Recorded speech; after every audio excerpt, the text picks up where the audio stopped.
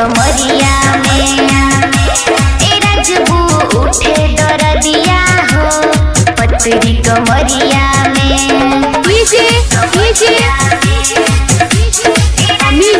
अमित अपहर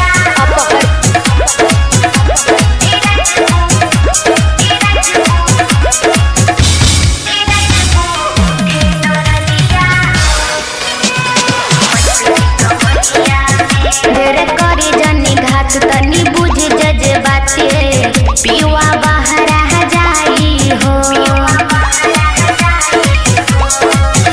अब करे नाही तंग हमरा टूटे अंग अंग दुखेला नरमी कलाई हो। अब कर नाही तंग हमरा टूटे अंग अंग दुखेला नरमी कलाई हो।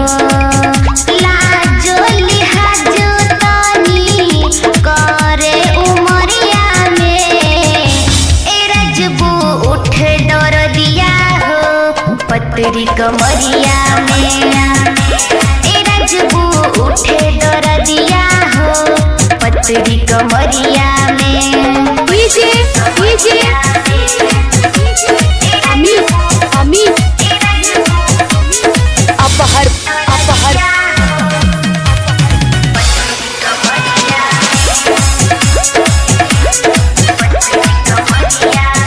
दे दो हमरा के चैन हो गईनी बेचैन तोर लगन माँ के बाली हो।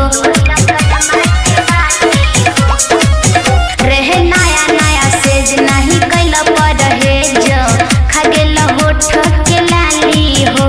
रहे नया नया सेज नहीं कैल परहेज खा गेल कान के बाली हो। चंदन गोलू दगिया लागल बसारी में ए राजबू उठे दरदिया हो पतरी कमरिया में ए राजबू उठे दरदिया हो पतरी कमरिया में। Present by Vidyanand music.